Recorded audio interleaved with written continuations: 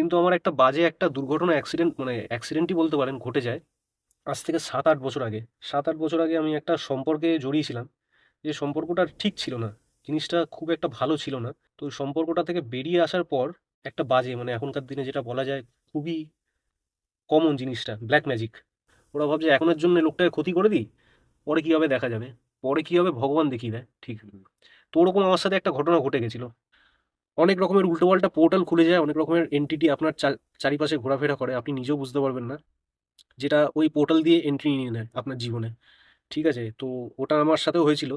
আপনি ভাবছেন যে চোখ বন্ধ করছি, অনেকক্ষণ পরে একটা চোখ দেখতে পাচ্ছি, দুটো চোখ দেখতে পাচ্ছি। ওটা ভাববেন না যে খুব ভালো জিনিস। এটা কিন্তু আপনাদের সাবধান করে দিচ্ছি আমি। ওই জিনিসগুলো ট্রাই করবেন না। সংকল্প যদি কোনো কিছু নেন, ওই সংকল্প যদি ভঙ্গ করেন, আপনার কিন্তু উল্টে হিতে বিপরীত হবে। ভগবানের দিকে অগ্রসর হতে যাচ্ছিলাম, তখন বাধা আসছিল। সেটা এটা শুধু বলতে গেলে ব্ল্যাক ম্যাজিক তো কেউ ক্ষতি করার জন্য করছে এরকম না। ওই মানুষটা যে ক্ষতি করছে, ওকে পরিচালনা করছে ডিমন। কোনো সেটানের শয়তানের কোনো ওয়াসওয়াসা, ইসলাম ভাষা যেটা বলে ওয়াসওয়াসা, ওরকমই কিছু একটা ওদেরকে পরিচালনা করে, যে এরকম মনের মধ্যে হিংসা আনার জন্য ওদের চেষ্টা করে, হিংসা এনে যে এদের ক্ষতি করে দেয় ক্ষতি। নমস্কার প্রিয় দর্শক, আমি সাধক অলৌকিক রহস্য ইউটিউব চ্যানেলের চন্দন চক্রবর্তী আপনাদের সামনে আজকে আবার অন্যান্য দিনের মতো একটা নতুন পডকাস্ট ভিডিও নিয়ে এসেছি এবং অবশ্যই ঈশ্বরের কথা আপনাদের শোনাবো দৈব অলৌকিক মহিমা স্পর্শের মাধ্যমে একজন মানুষের জীবনে যে আমূল পরিবর্তন ঘটতে পারে তার বিভিন্ন রকম প্রমাণগুলো বা বিভিন্ন রকম ঘটনা, যে পরম্পরাগুলো, সেগুলো আপনাদের সামনে আজ পরিবেশনের জন্য নিয়ে এসেছি বা এসেছেন বলা যায় আমার ভাতৃপ্রতিম শুভম দাস। শুভম, তোমাকে সাধক অলৌকিক রহস্য ইউটিউব চ্যানেলে আমি স্বাগত জানাই। আজকে শুভম এসছে একটু দূর থেকে, সাউথের কোনো একটা জায়গা থেকে এসছে এবং তার এই জীবনে ঈশ্বরের প্রতি তার উপলব্ধি বলা যায় অনেকটাই আলাদা। দেখুন, আমরা বিভিন্ন রকম মত ও পথে বিশ্বাসী। আমাদের হিন্দু ধর্মের মধ্যে বিভিন্ন রকম মত পথ রয়েছে, বিভিন্ন শক্তির সাধনা আমরা করি, কিন্তু তার জীবনে এমন কিছু ঘটনা ঘটেছে যে ঘটনাগুলো তার উপলব্ধিকে এক অনন্য স্তরে স্থাপন করেছে এবং সেগুলো অবশ্যই বেশ কিছু দৈব অলৌকিক ঘটনার মাধ্যমে সে আজকে তুলে ধরবে। তা শুভম, তুমি কেমন আছো সেটা বলো। এখন আপাতত ঠিক আছি, কদিন আগে একটুখানি ঠিক ছিলাম না। আচ্ছা, আচ্ছা। তো ঘটনা তো অনেক বড়, মানে বলতে গেলে কলেজ টাইম থেকেই আমি এই জিনিসের দিকেই আমাকে বারবার টানে। আচ্ছা, তোমার আপাতত বয়স তো বেশি দেখছি না, কিন্তু মনে ৩৫। হচ্ছে এমন কিছু ঘটনা তোমার জীবনে রয়েছে যেটা সূত্রপাত থেকে আমরা শুনতে চাই হুম। যে তুমি এই পথে এলে এবং কিভাবে রোমাঞ্চিত হলে। ঈশ্বরের সান্নিধ্যে আসারই পথ তোমাকে কতটা চমৎকৃত করলো, তোমাকে কতটা সাধারণ জীবন থেকে আলাদা করতে চাইলো, সেই ঘটনাগুলো যদি পরপর আমাদের সামনে বলো। আধ্যাত্মিক জীবন যেটা বলতে পারেন, সেটা শুরু হয়েছিল আমার কলেজ টাইম থেকেই। কলেজ টাইমে খুব, বলবো না একদম মানে খুব ভালো ছেলে ছিলাম, কেউ থাকে না। ভুলভাল দিকে ভুলভাল বন্ধু বান্ধবের মধ্যে এদিক ওদিক চলে যেতাম, অ্যালকোহল ড্রিঙ্কস ফিঙ্কসও করতাম। সব ছেড়ে দিয়েছি এখন যদিও পুরোপুরি। তখন থেকেই আমি বুঝতে পারি, তখন থেকে আমার মানে খেলাধুলাও করতাম, খেলাধুলা হওয়ার টাইমে আমার একটা শরীর খারাপ হয়। শরীর খারাপটা মানে এতটাই গুরুতর হয়ে যায়, মানে শ্বাসকষ্ট টাইপের, ওই এই যে অ্যাজমা যেটা হয়, কাশি ফাঁসি, তো ওটা হয়। তো তখন ওটা হতে হতেই তখন আমি এই আধ্যাত্মিক জিনিসগুলো শেখা আস্তে আস্তে শুরু করি। ওই কাশিটা হয়েছিল মেনলি ওই ফুটবল খেলতে যেতাম, ধুলোবালির মধ্যে খেলতাম, প্রচণ্ড ধুলোবালির মধ্যে খেলতাম, খেলে খেলে খেলে ওটা হয়েছিল। তো ওটা প্রথম স্টেপ, আমাকে একটা শিক্ষা লেসন দেওয়ার জন্য ওপরওয়ালা আমাকে বিভিন্নভাবে আমাকে মানে শিক্ষাদান করেছিলেন, যে যোগ ধ্যান, তারপরে উম, প্রাণবায়ু ক্রিয়া যেটা হয়, প্রাণায়াম হয়, একদম বেসিক স্টেপ যেগুলো একদম আধ্যাত্মিক দিকের, ওগুলো করে করে করে মেডিটেশন করে করে করে হিল করেছিলাম নিজেকে। তখন ভেবেছিলাম যে বাহ, জিনিসটা বেশ, মানে আমি এরকম একটা নতুন জিনিস শিখলাম, আমার মানে বেশ নিজেকে একটা আলাদা মনে হচ্ছিল তখন। আচ্ছা, আচ্ছা। কিন্তু এখন তো সবাই অনেকেই আধ্যাত্মিক এখন এই জিনিসে যাওয়ার চেষ্টা করছে। তারপর আস্তে আস্তে আস্তে আস্তে জীবন গড়াতে থাকে, কাজবাজ করতে থাকি, আর বিভিন্ন আরও অন্যান্য সাংসারিক জীবনের যা যা জিনিসপত্র হয় ওগুলো করতে থাকি, এগোতে থাকি। কিন্তু আমার মন সবসময় পড়ে থাকতো মানে ওই স্পিরিচুয়ালিটির দিকে, আধ্যাত্মিকতার দিকেই সবসময় পড়ে থাকতো। খুব একটা বেশি মানে অতটা বুঝতে পারতাম না তখনও। মা বাবা বলতো যে বিয়ে কর, বিয়ে করার টাইম আসতো বারবার। কিন্তু আমার একটা বাজে একটা দুর্ঘটনা, অ্যাক্সিডেন্ট মানে অ্যাক্সিডেন্টই বলতে পারেন, ঘটে যায় আজ থেকে 7-8 বছর আগে। ঠিক আছে, 7-8 বছর আগে আমি একটা সম্পর্কে জড়িয়েছিলাম, যে সম্পর্কটা ঠিক ছিল না, জিনিসটা খুব একটা ভালো ছিল না, খুব ভুগেছিলাম সম্পর্কটায়।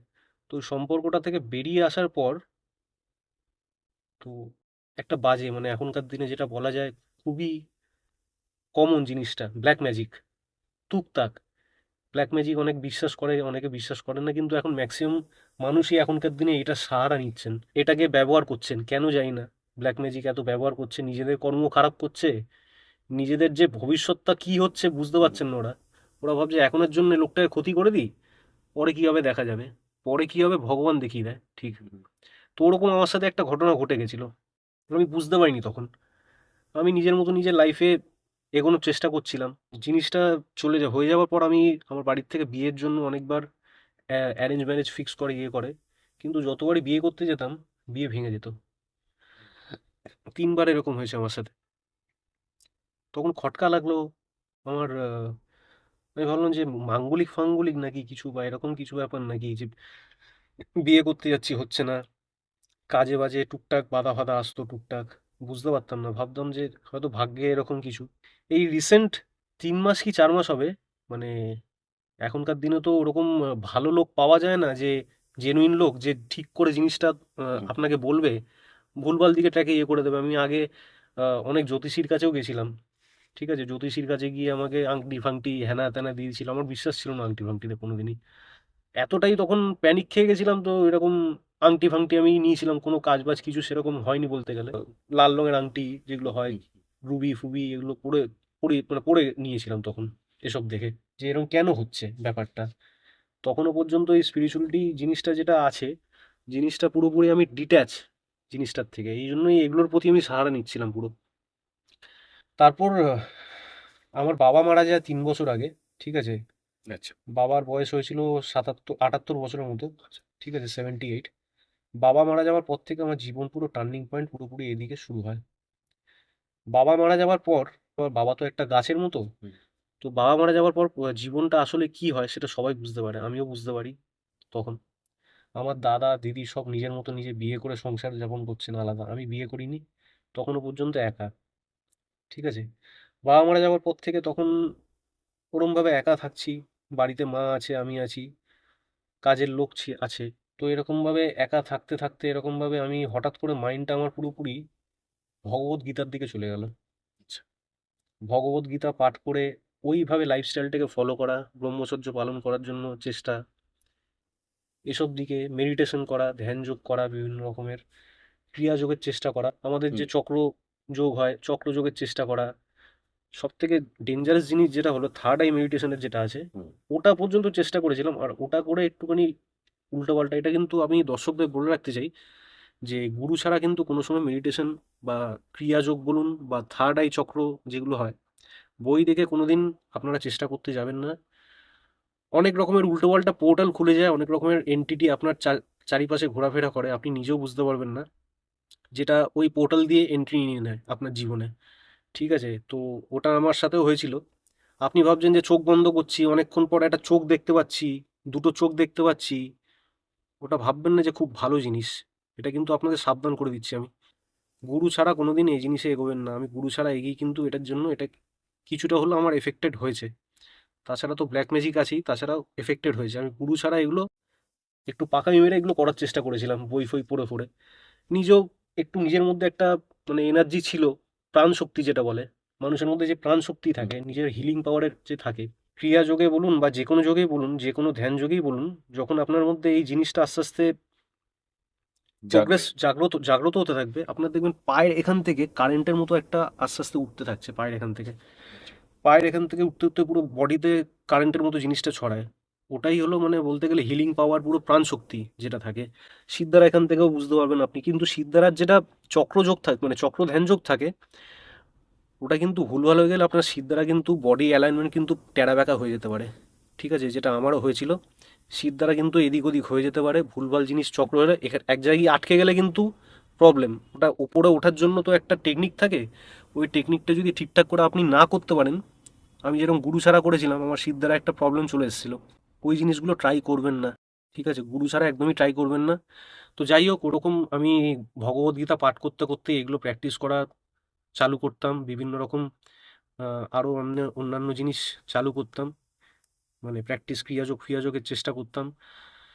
প্র্যাকটিস করতে করতে 1-1.5 বছর পর আমার দ্বারা একটা আবার ভুল হয়ে যায়, ঠিক আছে? আমি যে সংকল্প নিয়েছিলাম মনে, প্র্যাকটিস তো ভাবলেন যে প্র্যাকটিস করা শুরু করে দিলাম, সংকল্প যদি কোনো কিছু নেন, ওই সংকল্প যদি ভঙ্গ করেন, আপনার কিন্তু উল্টে হিতে বিপরীত হবে। আপনি যদি নর্মাল জীবনযাপন করছেন, তার মধ্যে থেকে পাপ কাজ করলেন বা কিছু একটা করলেন, মদ খেয়ে নিলেন বা কিছু একটা ব্রহ্মচর্য ভেঙে দিলেন, এরকম কিছু হয়ে গেলেন, ঠিক আছে। কিন্তু সংকল্প যখন ওনার কাছে নিচ্ছেন আপনি, আর যদি ওটা ভঙ্গ করছেন, তখন কিন্তু আপনাকে কর্মফল ভোগ করতে হবে ওটার, যেটা আমাকে করতে হয়েছিল। লোকাবো না কিছুই, যেটা আমার ভেঙে গেছিল, যেটার জন্য আমাকে কিছুটা হলেও ভোগ করতে হয়েছিল। আমার ওখান থেকে পুরোপুরি জিনিসটা ভেঙে যায়। হঠাৎ করে মনের মধ্যে যে এই জিনিসগুলো এসেছিল, আমি যোগদা মঠে গেছি। যোগদা মঠ জানেন তো, মহাবতার বাবাজির, যে ওখানে যেতাম আমি, আরও মনেস্ট্রিতে যেতাম আমি, অন্যান্য মন্দিরেও যাওয়া আসা করতাম। ওখানে গিয়ে মন্দিরে স্পিরিচুয়াল যে পাওয়ার থাকে, ওখানে গিয়ে বিভিন্ন রকম প্র্যাকটিস করা যায়, সব কিছুই করতাম আমি।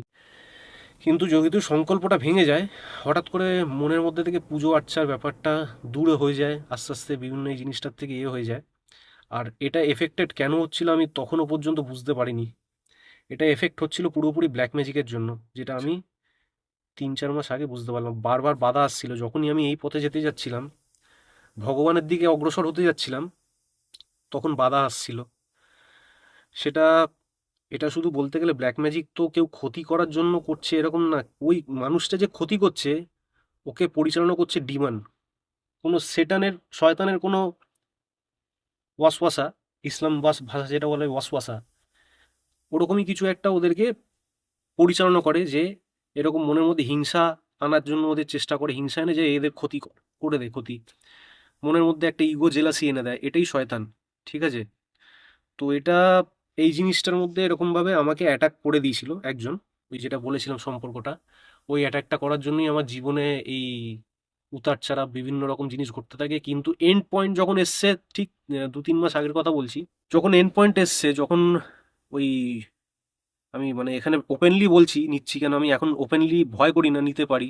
সেটান শয়তান যখন বুঝতে পারে যে লাইটের দিকে এগোচ্ছে, তখন কিন্তু মারণ কামড়টা দেওয়ার চেষ্টা করে, যেটা আমাকেও দেওয়ার চেষ্টা করেছিল। আমার যে ব্ল্যাক ম্যাজিক আমার উপর করা হয়েছিল, ওটা কিন্তু Muslim black magic, Islamic black magic, sorry একটু। তো হিন্দু ব্ল্যাক ম্যাজিক না, হিন্দু ব্ল্যাক ম্যাজিক আর মুসলিম ব্ল্যাক ম্যাজিকের মধ্যে অনেক পার্থক্য আছে। আমি কোনোদিন সাপোর্ট করি না ব্ল্যাক ম্যাজিক, কোনোদিন এসবের দিকে, অকাল্টের দিকে যাওয়া উচিত না, প্রচণ্ড ক্ষতি হয়, এইটুকুনি বলে রাখতে পারি। এবার বেশি গভীরে যেতে চাইছি না, কেন অনেক বড় হয়ে যাবে ভিডিওটা। কিন্তু আমার মুসলিম ব্ল্যাক ম্যাজিক করে দিয়েছিল, মুসলিম ব্ল্যাক ম্যাজিক খুবই পাওয়ারফুল এফেক্টিভ হিন্দু ব্ল্যাক ম্যাজিকের থেকেও। বিভিন্ন জামা কাপড় দিয়ে হয়, আপনার নাম ছবি দিয়ে হয়ে যাবে, ব্ল্যাক ম্যাজিক করে দেবে আপনাকে, নাম ছবি কোথাও চট করে এরকমভাবে এখনকার দিনে দেওয়া খুব রিস্ক, ঠিক আছে? তো মুসলিম ব্ল্যাক ম্যাজিকটা করার পর আমি কদিন আগে যখন আমি এরকমভাবে আস্তে আস্তে যখন বুঝতে পারি ব্যাপারটা, যে আমার উপর এরকম করা হয়েছে, মেনলি মুসলিম ব্ল্যাক ম্যাজিকে যেটা সব থেকে ডেঞ্জারাস ব্ল্যাক ম্যাজিক, ওটা হলো জিন ছাড়া হয়। শুনে অনেকে ভয় পেয়ে যেতে পারে। জিন ছাড়া হয়, জিন মানে ওরা ইসলাম ধর্মের ভাষায় জিন বলে, ঠিক আছে? বদ আত্মা, কেউ বলে হিন্দু ধর্মের ভাষায় যোগিনী ডাকিনী, আচ্ছা। এরকম টাইপের জিনিস, ঠিক আছে? তারপরে রাক্ষস বা এরকম ওই ব্রহ্মদৈত্য, ওই ওরকম টাইপেরই জিনিস হিন্দু ধর্মে যেটা বলে, ওটা মেন কথা ইসলাম ধর্মে জিন বলা হয়। তো ওরকমই জিন ছাড়া হয়। জিন ছাড়লে আপনার মাইন্ড পুরো ঘুরে যাবে এদিক থেকে এদিক, আপনি কিছু ডিসিশন ঠিক করতে পারবেন না। আপনি ভাববেন যে যেটা সঠিক পথ আছে ওদিকে যেতে যাবেন, আপনার মাইন্ড ঘুরিয়ে দেবে ভুল পথের দিকে। আর ওই জন্যই আমার লাইফের ডিসিশনগুলো ভুলভাল হচ্ছিল, যেহেতু আমি স্পিরিচুয়ালি স্ট্রং হওয়ার চেষ্টা করছিলাম, আমাকে বেশি করে অ্যাটাক করছিল এই জিনিস। অনেকজনের ভেতরে এরকম এই ডিমনিক এন্টিটি থাকে, 14 বছর, 15 বছর, 20 বছর ধরে থেকে থাকছে, ওরা বুঝতে পারে না। কিন্তু আমি সেটা একটু হলেও কীভাবে বলো, ভগবানের ইঙ্গিতের মাধ্যমে একটু বুঝতে পেরে গেছিলাম জিনিসটা, বুঝে স্টেপ নেওয়া শুরু করি, ঠিক আছে? তারপর আমি বিভিন্ন জিনিসের মধ্যে, সাংসারিক জিনিসের মধ্যে, ঝামেলার মধ্যে জড়াতে থাকি। আশেপাশের মানুষরা মানে এতটাই ডেঞ্জারাস জিনিসটা ছিল, আশেপাশের মানুষদেরও আমার এফেক্ট করা শুরু করছিল ওই জিনিসটা। আমার ফ্যামিলির লোকদের, আমার বন্ধু বান্ধবদের দূর করে দিচ্ছিল আস্তে আস্তে। বন্ধু বান্ধবদের থেকে দূর হয়ে যাচ্ছিলাম আস্তে আস্তে, একা পড়ে গেছিলাম, এক কোণা ঘরকোণা হয়ে গেছিলাম পুরোপুরি। ঠিক আছে। তারপর আমার রিলেশনশিপ মানে বিয়ে যে যতবার হতে যাচ্ছে মানে চেষ্টা করছিলাম, বিয়ে ভেঙে যাচ্ছিল। এরকম হতে হতেই আমি যখন একদম পুরোপুরি দেওয়ালে পিঠ থেকে গেছে, আমার কিছু নেই আমার কাছে, কাজবাজ ফাজবাজ সব আস্তে আস্তে আস্তে আস্তে পুরো ধ্বংস করে দেয় এই ব্ল্যাক ম্যাজিক আপনার। মানে কোর্ট থেকে আপনাকে পুরোপুরি একদম শেষ করে দেবে। ওখানে যদি কেউ বুঝতে না পারে, নয়তো মৃত্যুবরণ করতে হয় ওখান থেকে, আর নয়তো আপনাকে ওরকমভাবে লাস্টে কি পাগল হয়ে রাস্তায় ঘুরতে হবে, এরকম হয়ে যায় মানুষের। স্বাভাবিক জীবন থেকে একদম সরিয়ে দেবে। সরিয়ে দেবে, নয়তো পাগল করে দেবে, নয়তো মৃত্যুবরণ। এইটা ছাড়া কোনো পথ থাকবে না মুসলিম ব্ল্যাক ম্যাজিকে। হিন্দু ব্ল্যাক ম্যাজিক কিন্তু কাটানো সহজ, মুসলিম ব্ল্যাক ম্যাজিক কিন্তু কাটানো খুব টাফ। প্রায় ওরকম পাগল পাগল অবস্থার মতো আমি 3-4 মাস আগে এরকম হঠাৎ করে হয়ে গেছে মাথার মধ্যে, আমি বুঝতে পারছিলাম। তখন আমি এরকম একদিন কি করি, কালীঘাটে যাই। হুম। কালীঘাটে গিয়ে ঘোরাফেরা করি, পাগলের মতো ঘুরছি। কালীঘাটে গিয়ে ঘুরছি, কালীঘাটে এরকম 3-4 দিন যেতে থাকি পর পর। কেন, ওখানে গিয়ে দেখছিলাম একটু শান্তি লাগছিল, বাড়িতে থাকছিলাম যখন শান্তি পাচ্ছিলাম না, ওখানে গিয়ে হট করে মনে হচ্ছিল একটু শান্তি আসছে মাথায়, এরকম হচ্ছিল। ভাবছিলাম যে দীক্ষা নিয়ে নেবো, বৈষ্ণব দীক্ষা নিয়ে নেবো, একবারে দীক্ষা নিয়ে কোনো আশ্রম ফাশ্রমে থাকবো, এরকম মাথায় আসছিল। কালীঘাটে গিয়ে একটা দোকান থেকে এরকম ঘোরাঘুরি করতে করতে একটা দোকানের একটা লোকের সাথে আমার কথা শুরু হয় হট করে। ওই লোকটার থেকে আমি তুলসী মালা চাইলাম, বললাম যে দীক্ষা তো নেওয়ার চেষ্টা করছি, কোনো দীক্ষা পাচ্ছি না। বলছে দয়াল ঠাকুরের, কেউ বলছে দীক্ষা নিতে, এ করতে, পাচ্ছিলাম না। নিজে তুলসী মালা কিনি, নিজে তুলসী মালা কিনে নিজের গলায় ধারণ করি আমি। ঠিক আছে, দীক্ষা ছাড়া তো পড়া যায় না, কিন্তু আমি তাও ধারণ করি, কিন্তু ওটার একটা পাওয়ার আছে, পরে ওটা জানতে পারবে দর্শকরা। তখন এটা আমার হকারের সাথে দেখা হয়। ওই হকারটার মধ্যে যে ওরকম আধ্যাত্মিক নলেজ থাকতে পারে, কালীঘাটের একটা হকার, আমি কোনোদিন কল্পনা করিনি। কিন্তু অদ্ভুত ব্যাপার, হকারটার সাথে পরে যখন কথা বলেছি, হকারটা একদম নর্মাল মানুষ। তখন যখন কথা বলেছিলাম পুরোপুরি একদম বিশাল জ্ঞান নলেজ। পরে যখন কথা বলছি, একটা নর্মাল মানুষ, মানে সেরকম মানে মানে ইয়ে নেই, ইনসিকিওর হয়ে গেছে। তখন যখন কথা বলেছিলাম মনে হচ্ছে স্বয়ং ভগবান আমার সাথে কথা বলছেন। আচ্ছা, হকারটা আচ্ছা, আচ্ছা। মহাদেবের ইয়েতে দীক্ষিত হুম, হকারটা ছিল। হুম, হুম। তখন আমার সাথে যখন কথা বলছেন, ওর সাথে কথা বলতে বলতে আমি কেঁদে ফেলেছি তখন, ওই রাস্তায় দাঁড়িয়ে দাঁড়িয়ে হুম, ওনার সাথে এমনই কথা বলছিলেন তখন হুম। হকারটা। স্বয়ং ভগবান অবশ্যই।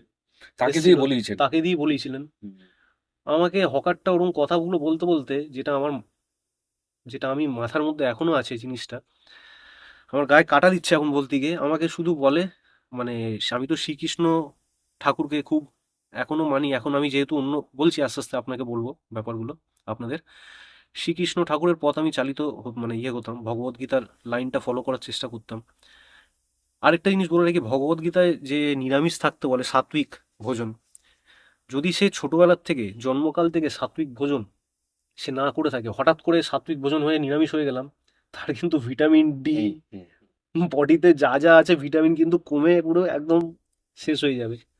তো হঠাৎ করে ওরকম কেউ চেষ্টা করবেন না বয়সকালে এসে আমি হঠাৎ করে নিরামিষ হয়ে গেলাম, 1 বছর নিরামিষ থাকলাম, আপনি নিজেও বুঝতে পারবেন না ভেতরে ভেতরে কি হচ্ছে আপনার। আমার ভিটামিন ডি 8 হয়ে গেছিল, যেখানে 30 থাকার কথা বাবা। Vitamin D.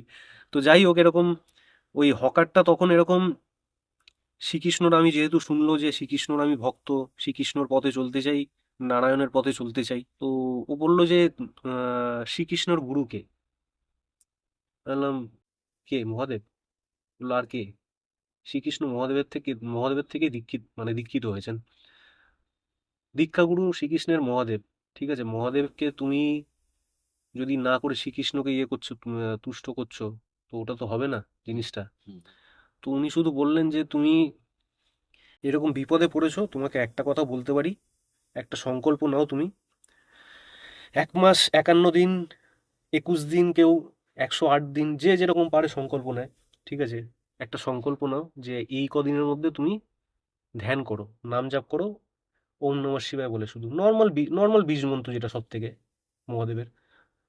মহামৃত্যুঞ্জয় মন্ত্র ফন্ত্র ওগুলো তো খুব ডেঞ্জারাস অবস্থায় পড়লে ওটা আমি শুনতাম, চেষ্টা করতাম ইয়ে করার, কেন খুবই বাজে অবস্থা হয়ে গেছিলো আমার, পাগলের মতো প্রায় অবস্থা হয়ে গেছিলো। যখন আমি এবারে মানে ওই ছেলেটার থেকে, হকারটার থেকে শুনলাম যে এরকম ওম নমঃ শিবায় মন্ত্র জাপ করার কথা, দিনে 2 বার করে স্নান টান করে আমাকে বললো দুপুরবেলা করে বসো 1 ঘন্টা, হাতে গুনে কর গুনে 108 বার মহাদেবের ওম নমঃ শিবায় জপটা করো, আর রাত্রিবেলা একবার করো। খাওয়া দাওয়ার পর পরিষ্কার পরিচ্ছন্ন হয়ে বসে করো। বিশ্বাস করবেন না, আমি বাড়িতে গলায় তুলসীর মালা পরে এসছি যেদিন, ঠিক আছে, মানে বললে অনেক দর্শক হয়তো ভয় পেয়ে যাবেন। রাত্রিবেলা আমি ঘুমাচ্ছি যখন ফিল করতে পারছি আমার ঘাট থেকে কেউ তুলসীর মালা খুলে দেওয়ার চেষ্টা করছে। ঘাট থেকে বাবা। আমার ঘাট থেকে তুলসীর মালা খুলে দেওয়ার চেষ্টা করছে এরকম করে। আমি হাত দিচ্ছি না কিন্তু, পুরো তুমি নিজে সেটা ফিল করছো? আমি নিজে ফিল করছি। আমি শুধু এরকম ঘুরলাম একবার, মনের মধ্যে চুপচাপ মহামৃত্যুঞ্জয় মন্ত্র চালিয়ে দিলাম ফোনের মধ্যে।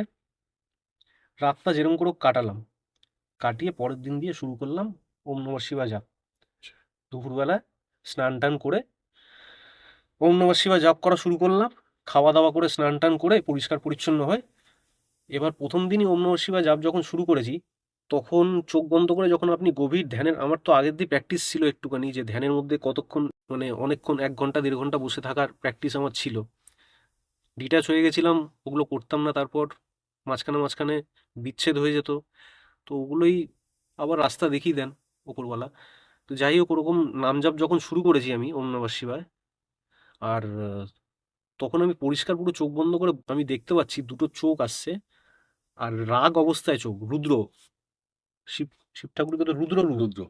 ঠিক আছে, রাগের অবস্থায় চোখ আসছে বুঝতে পারছি। আমি বুঝতে পেরেছি আমার দ্বারা কোনো একটা ভুল হয়েছে, ঠিক আছে, বা কিছু একটা এরকম কিছু একটা হয়েছে হয়তো, ওটার জন্য রেগে আছেন হয়তো, বুঝতে পারছি।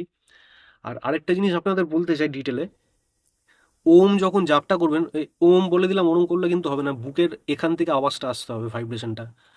ওম নমঃ শিবায়, মানে ওম নমঃ শিবায় বলে দিলাম ওরম কিন্তু জাপ ওটা হয় না। ভাইব্রেশন পুরো বডি দিয়ে আসবে আপনার, চোখ বন্ধ করে, মানে গভীরে ওটা ঢুকে যাবেন। ওম, শুধু ওমও যদি আপনি বলেন, ওটা বুকের থেকে আওয়াজটা আসবে কিন্তু এখান থেকে। ওটা কিন্তু মুখ দিয়ে জাস্ট এই এখান থেকে বেরোয় না আওয়াজটা, বুক দিয়ে আওয়াজটা বের করলে আপনি ভাইব্রেশন ফিল করতে পারবেন। তো যাই হোক, ওরকম ওম নমঃ শিবায় জাপ করতে করতে করতে করতে প্রথম দিকে ওরকম আমি পুরো পরিষ্কার, আমার মনে আছে শিব ঠাকুরের চোখ আমি দেখতে পাই, রুদ্র চোখ, চোখ এরকম বন্ধ করা অবস্থায় আমার বারবার এরকম রাগের চোখ ফুটে উঠছিল। মানে উনি আহ, হচ্ছিলেন যে কিছু একটা বিষয় রেগেছিলেন, আমি বুঝতে পারছি যে আমাকে মনে করছিস কেন তুই এত, এখন মনে করছিস কেন এত, যখন দরকার পড়েছে তখন মনে করছিস, এতদিন ধরে ওকে পথ দেখানোর তোকে চেষ্টা করছি, আর তুই দরকার পড়ার সময় তুই এখন মনে করছিস। সেকেন্ড দিন যখন আমি মানে ক্ষমা চাইতে হয় ঠাকুরের কাছে, ধ্যান করতে করতেই ক্ষমা চাইতে হয়, যেই পাপই বা করে থাকুন বা যেই কিছুই হয়ে থাকুক, অজান্তে হোক জানতে হোক, ক্ষমা চাইতে হয় ঠাকুরের কাছে। ক্ষমা না চাইলে কিন্তু হয় না, যেই ধর্মই আপনি মানুন না কেন। তারপরে সেকেন্ড দিন আমি বসেছি, জপে বসেছি। সেকেন্ড দিন জপে বসে ওই যে বাজে যে নেগেটিভ শক্তিটা আছে, ওটা খুব তিতবিরক্ত হয়ে উঠছিল আমার মধ্যে থেকে। আমার বডি পুরো শেকিং শুরু হয়ে যায়, বডি। অ্যাংজাইটি তো বলে লোকে, কিন্তু ওটা অ্যাংজাইটি না জিনিসটা, ঠিক অন্য জিনিস। অ্যাংজাইটি হলো আলাদা জিনিস। তুমি তো সেটা মন দিয়ে ফিল করতে পারবে যে অন্য আমার মধ্যে জিনিসে যে একটা- আমার একটা কাজে কাজে টেনশন বা হুম, কিছু হুম। একটা ইয়ে, সেটা তো তুমি নিজে ভালো করে জানো। কিন্তু এই অ্যাংজাইটিটা অন্য জিনিস, পুরোপুরি আমি ফিল করতে পারছি হুম। যে কিছু একটা বাজে এন্টিটি ঢুকিয়ে দিয়েছে আমার মধ্যে ওই ব্ল্যাক ম্যাজিকের দ্বারা। ওটা তিতবিরক্ত হয়ে যাচ্ছে এই মন্ত্রজাপগুলোর জন্য। তো তিতবিরক্ত হয়ে যাওয়ার পর এরকম কি হয়, এরকম ভাবে পুরো বডি আমার শেক হতে থাকে। শেক হতে হতে হতে আমার অবস্থা দেখে না ভয় পেয়ে যায় বাড়ির লোকরা আমার, যে এটা কি হলো, এর সাথে নার্ভের প্রবলেম হয়ে গেল নাকি, কি হচ্ছে কিছু বুঝতে পারছে না। আমার যে বাড়ির যে দিদি কাজ কাজ করতেন, এখন উনি নেই, এখন অন্য জায়গায় কাজ করেন, উনি দেখে বুঝতে পেরেছিলেন কেন ওনার ওপরে এরকম হয়েছিল। আচ্ছা। উনি আমাকে সঙ্গে সঙ্গে, যাই না, আমাকে একটা মসজিদের অ্যাড্রেস দিলেন, মৌলভী বাবা ইমান সাহেবের একটা অ্যাড্রেস দিলেন, যাওয়া জায়গা, আমি অ্যাড্রেস লোকেশন বলবো না, হুম। ঠিক আছে, লোকেশন কিছু বলছি না, অ্যাড্রেসটা দিলেন আমাকে।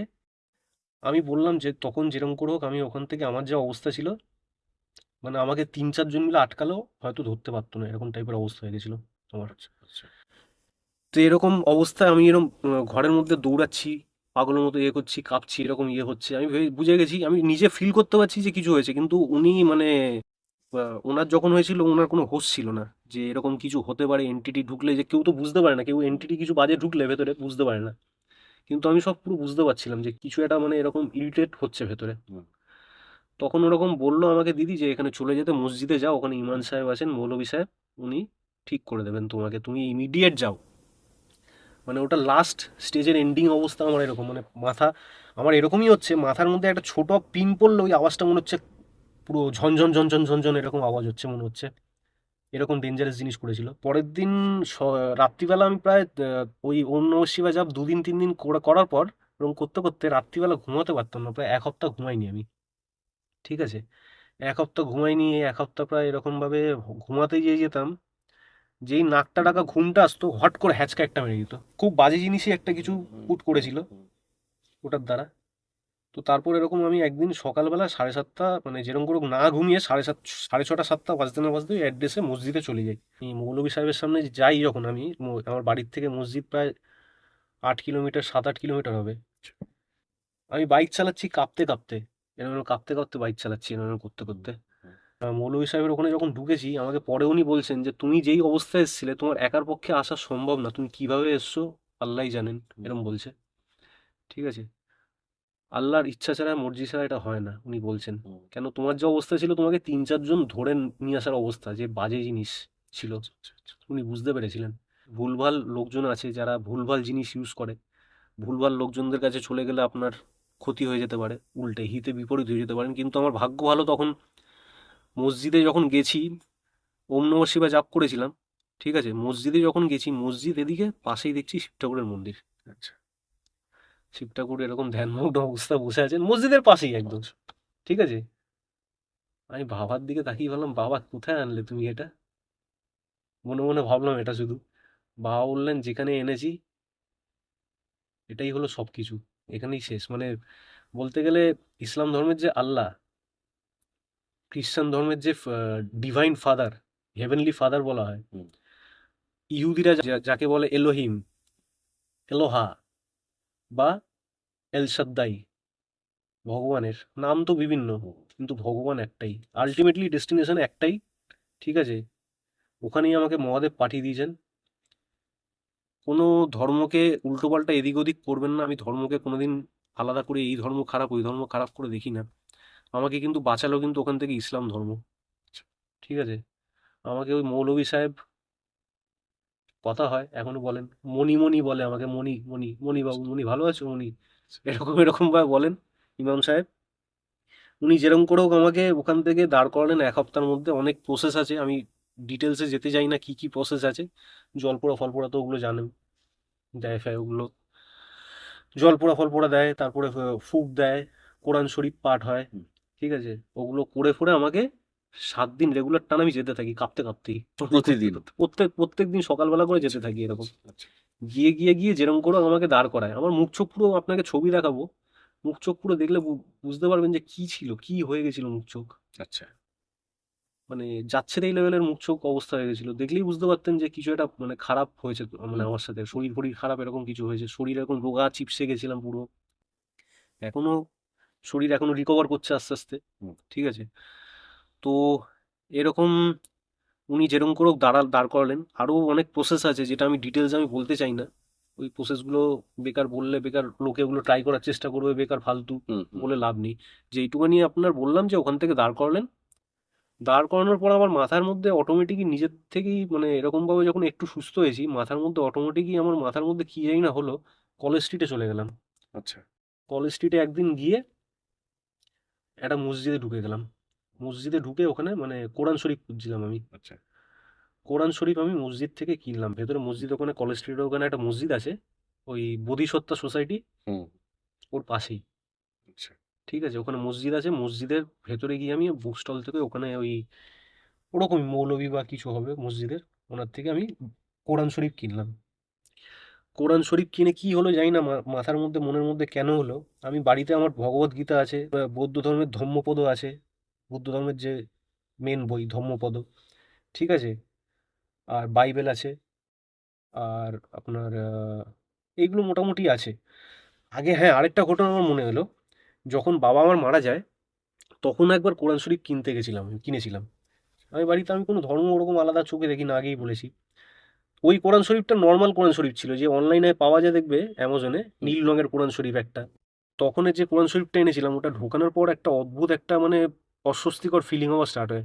তক্ষুনি আমি কি করি, কোরআন শরীফটা তখনের গিয়ে ডাইরেক্ট মানে বাড়ি থেকে বার করে দিই, বার করে একটা আমাদের পাড়ার মসজিদে গিয়ে দিয়ে চলে আসি। আচ্ছা। আমার ওখানে চেনাশোনা আছে মসজিদে, আমি পুরনো আগাগোড়ার থেকে মুসলিম বন্ধু বান্ধব প্রচুর আমার। হুম, হুম, ঠিক আছে, মসজিদে গিয়ে চলে আসি, দিয়ে চলে আসি, তারপর মনে হয় রিলিফ ফিল হয়েছে, কিন্তু ওটা আসলে রিলিফ ফিল না, ওটা মনে হয় ম্যানিপুলেশন হুম, জিনিসটা। হুম, পরের দিকে গিয়ে যখন আবার যখন জিনিসটা এই মসজিদে গিয়ে যখন আলটিমেটলি একটু হলেও সুরাহা হয়েছিল জিনিসটার, আমি গিয়ে কলেজ স্ট্রিটে যখন কোরআন শরীফটা কিনি ওই মসজিদ থেকে, আলাদা একটা শান্তি ফিল করি আমি। ঠিক আচ্ছা। আছে, শান্তি ফিল করে। কোরআন শরীফের পাওয়ার কিন্তু বিভৎস। উর্দু ভাষার যেটা কোরআন শরীফ, বিভৎস পাওয়ারফুল জিনিস। ওটা ডাইরেক্ট আল্লাহর বাণী, মানে ঈশ্বরের বাণী ওটা বলতে গেলে। অনেক কিছু ব্যাপার আছে, অনেক হিস্টোরিক্যাল ব্যাপার আছে। 1400 বছর আগে ইসলাম ধর্ম হয়েছিল, লোকে ভাবে যে 1400 বছর আগে, কিন্তু জিনিসটা কিন্তু অনেক আগের থেকে, মোজেস, ইব্রাহিম, ইসমাইল, অনেক আগের থেকে, অ্যাডাম ইভের টাইম থেকে বলতে গেলে, মানে ইসলাম ধর্ম ঠিক না, তখন কোনো ধর্মই তো ছিল না, হুম, কোনো ধর্মই ছিল না। ভগবান তো ধর্ম ক্রিয়েট করেনি, না, ধর্ম মানুষ আলাদা আলাদা সেগুলো মানুষ তৈরি মানুষ করেছে তৈরি নিজেদের করেছে, মতো করে। নিজেদের মতো করে তৈরি হুম, করেছে। ভগবান অ্যাডাম আর ইভকে তৈরি করে চলে গেছে, মানে অ্যাডামকে তৈরি করেছে, এবার অ্যাডাম নিজের মতো ইভকে বানিয়েছে, যে আমার একটা সঙ্গী চাই বলে এরকম ভাবে বানিয়েছে। তো ভগবান তো ওরকম ভাবে আলাদা ধর্ম কিছু করেনি, পরের দিকে দরকার পড়েছে যখন ভগবান অবতীর্ণ হয়েছেন বা প্রফেট পাঠিয়েছেন, প্রফেট মেসেঞ্জার পাঠিয়েছেন, Jesus Christ, prophet Mohammad, prophet Ismail, Ibrahim, Shrikrishna prophet বলা যায় না, শ্রীকৃষ্ণকে তো ভগবানের রূপই বলে। এবারে ওয়েস্টার্ন কান্ট্রিরা ওটা মানতে চায় না, হুম। বা করতে, কেউই আমরা সঠিক জানি না আমরা ব্যাপারটাকে, আসলে নিজেদের গণ্ডি থেকে বেরোতে চাই না কেউ। বেরোতে চাই না এটা কেউ, হলো প্রধান ব্যাপার। প্রধান আর যে ব্যাপার। তুমি যে বিষয়টা বলছো সবকিছুকে তুমি এক জায়গায় আনছো, এর প্রধানটা কারণটা হলো হুম তুমি তোমার নিজের গণ্ডি থেকে বেরোতে পেরেছো নিজের জীবনের উপলব্ধির মধ্য দিয়ে। হুম হুম। কিন্তু সেক্ষেত্রে যদি ধরা যায় আমি নিজের কথাও তো মহান হয়তো হতে পারবো না কোনোদিন। হ্যাঁ কারণ এইটাই যে এটা একটা সংস্কার তো, হ্যাঁ এটা একটা বিশ্বাস, একটা সংস্কার বলা যায়, একটা ঐতিহ্যের প্রতি একটা কি বলবো, ঐতিহ্যের মধ্যে ঢুকে বসে থাকা। হ্যাঁ। এবং এই জিনিসটার মধ্যে অবশ্যই একটা মানসিক ভূমিকা থাকে, হুম। মানসিকতার একটা বড় জায়গা থেকে। তা আমি সুতরাং কিন্তু পুরো হিন্দু, আমি কিন্তু হিন্দু ফ্যামিলি থেকে বিলং করি, আমি কিন্তু মুসলমান না। এই মুহূর্তে যেই স্টেজে আছি, আমার কোনো রিলিজিয়ান নেই, তো আমার কোনো রিলিজিয়ান নেই, আমি হুম, ক্যামেরায় বলছি পুরোপুরি, আমি কোনো রিলিজিয়ানে বিশ্বাস করি না, ভগবান বিশ্বাস করি। এই জায়গা থেকে কাহিনীটা বা ওর যে জার্নিটা আমার অন্যরকম মনে হয়েছিল, যে আমরা প্রত্যেকেই তো একটা নির্দিষ্ট সীমাবদ্ধ জায়গার মধ্য থেকে নিজের একটা পরিচিত মোটামুটি গণ্ডির মধ্য থেকে সবকিছুকে ভাবি এবং দেখি। সেক্ষেত্রে আমরা জানি যে যারা দর্শক, মাননীয় দর্শক আছেন, আপনাদেরও অনেকেরই হয়তো ব্যাপারটা হয়তো ভালো লাগবে না, যে কেন আমরা কম কিসের, আমরা ছোট কিসের, আমাদের গভীরতা কম কিসের। ব্যাপারটা কিন্তু কি বলুন তো, গভীরতার মধ্যে নয়, গভীরতার বিষয় ব্যাপারটা নয়, ব্যাপারটা হলো উপলব্ধির। হুম যে শক্তি বা পাওয়ার, তার যে বিভিন্ন রকম রূপ আমরা দেখতে চাই, দেখতে হুম ভালোবাসি, সেটা সাকার হোক, নিরাকার হোক, যাই হোক না কেন, আসলে আলটিমেট ব্যাপারটা কিন্তু এক, যেটা কিনা শুভম তার নিজের জীবনের বিভিন্ন রকম ঘটনার মধ্য দিয়ে বলে উঠবার চেষ্টা করছে। হুম। আচ্ছা, তারপরে শুভম। রাস্তা বিভিন্ন, হুম, কিন্তু গন্তব্য একটাই সবার। অবশ্যই। রাস্তা কিন্তু আপনি বিভিন্ন ধরতে পারেন, কিন্তু যখন আলটিমেটলি এন্ডে যাবেন তখন বুঝতে পারবেন যে ওই ইউনিভার্সাল পাওয়ার, গড একটাই।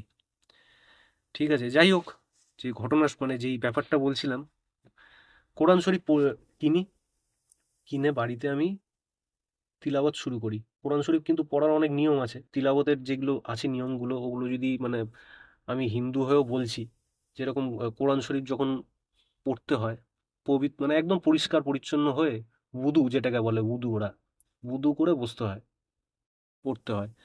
তো ওরকম মাথার মধ্যেই আমার হঠাৎ করে চলে এসেছিলো, যেরকম আমি কোরআন শরীফ পড়া পাঠ করি।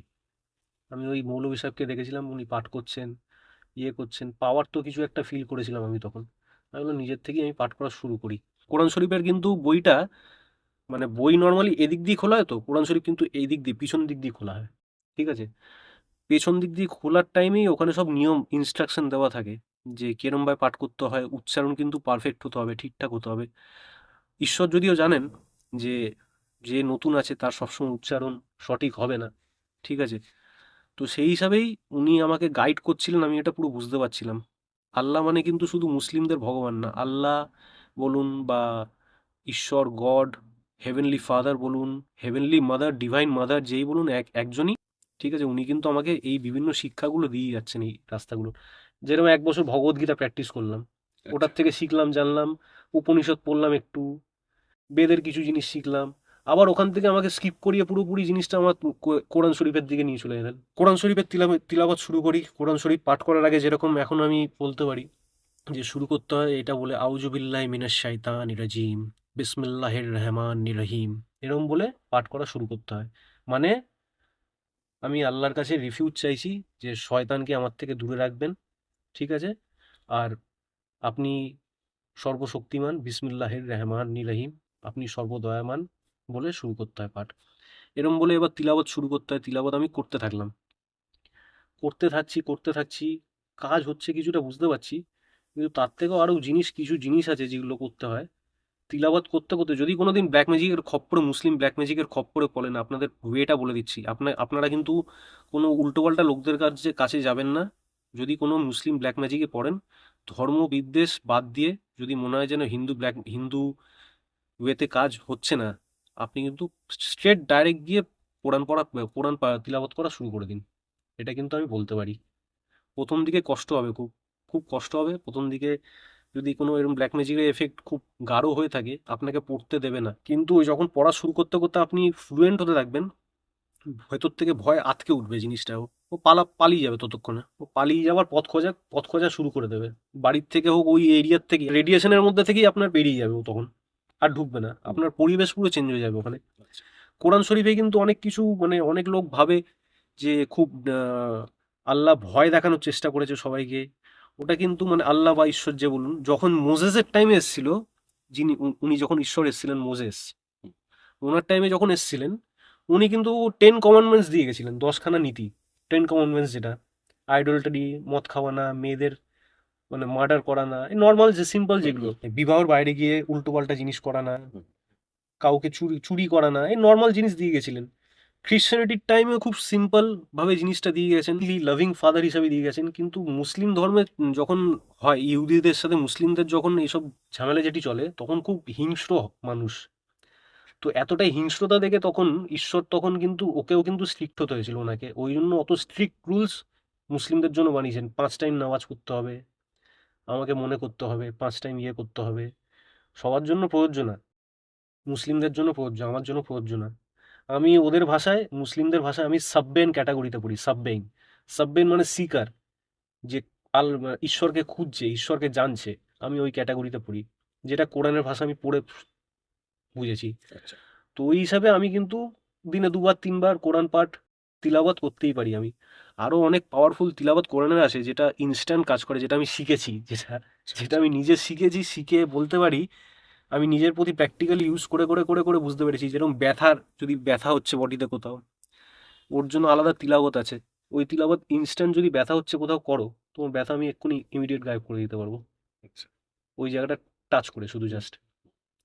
আবার ধরো কোনো প্রবলেম, অ্যাংজাইটি ফ্যাংজাইটি হচ্ছে, জল পোড়া যেটা হয় ইসলাম ধর্মের, ওটা আমি নিজের থেকেই শিখেছি, ওই তিলাওয়াত করে জলে মানে।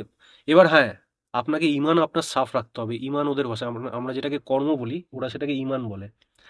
কর্ম যেরকম ভগবদ্গীতায় বলে, যেরকম কর্মশুদ্ধি রাখতে হবে, ব্রহ্মচর্য ফম্মচর্য এগুলো পালন করতে হবে, নিরামিষ খেতে হবে, ওদের নিরামিষ ফিরামিষের ব্যাপার নেই। ওদের ইমান সাফ রাখতে হবে, মানে হলো আপনাকে যখন কোরআন তিলাওয়াত করবেন আপনি, যদি আপনার ইমান সাফ থাকে, মানে আপনি মদ খাবেন না, গ্যাম্বলিং করবেন না, ইন্টারেস্ট, সুদ, মানে ধরুন কোনো এফডি আছে, হারামের টাকা যেটা বলে, হারামের টাকা ইনকাম করা যাবে না, খেটে টাকা ইনকাম করতে হবে। আইডলটারি মানে কোনো বিবাহ বহির্ভূত সম্পর্ক বা উল্টোপাল্টা এসব সম্পর্ক, এগুলোর মধ্যে যেতে পারবেন না। ব্রহ্মচর্য পুরো থাকতে হবে, পরিষ্কার পরিচ্ছন্ন সারাক্ষণ থাকতে হবে, স্নান ফান করে থাকতে হবে, উদু করতে হবে, ঠিক আছে? আর ভগবানের কাছে নিজেকে সমর্পণ করতে হবে, ভগবানের প্রতি ফেথ, মানে আল্লাহর প্রতি ফেথ পুরো ঈশ্বরের প্রতি রাখতে হবে। মানে উনি সর্বে এক, উনি আপনার সব কিছু, আর বাকি যা আছে জীবনে সব নশ্বর, মানে ওগুলো কোনো অস্তিত্ব পরে থাকবে না, উনিই থাকবেন। আগেও উনি ছিলেন, এখন উনি আছেন, পরেও উনিই থাকবেন, এটা ভেবেই সারেন্ডার করে দিতে হবে পুরো। আরও কিছু আছে ইমান ঠিকঠাক রাখার জন্য, ওটা আপনারা নেট থেকে দেখে নিতে পারেন, যে হাউ টু গ্রো ইমান, ইসলাম ধর্ম। ইমান আপনাকে সাফ রেখে যদি আপনি কোরআন তিলাওয়াত করেন নিয়ম মেনে, আর নিয়ম মেনে মানে জলে ফু দেন, জলে ফু দিয়ে ওটা যদি প্রত্যেক দিন খান, ঠিক আছে, এই জিনিস আস্তে আস্তে কেটে যায়। এটা আপনি আপনাদের ওয়ে, আপনাদের পথ বলে দিলাম, কোনো কোথাও যেতে হবে না কোথাও। ঠিক আছে, ব্ল্যাক ম্যাজিকের খপ্পরে যদি পড়েন তো অনেক তিলাবত আছে, ওই তিলাবতগুলো যেরকম বডি হিলিংয়ের জন্য তিলাবত আছে, আয়াতে শিফা, কোরআনের যেটা আয়াত, আয়াতে শিফা বলে একটা তিলাবত আছে, ওই তিলাবত করে হাতে ফু দিয়ে এরকম মানে ব্যথা যেখানে আছে বা যেখানে কোনো প্রবলেম আছে ওখানে প্রত্যেক দিন পড়ে পড়ে এরকম ফু দিয়ে হাতে এরকম হাত বোলালে মাথা ব্যথা ফাথা ব্যথা যাই হোক, করতে করতে করতে একটা আলটিমেটলি টাইমের পর যদি ঈশ্বরের উপর বিশ্বাস রেখে এগোন, গায়েব হয়ে যায় জিনিস। বড় থেকে বড় রোগ গায়েব হয়ে গেছে।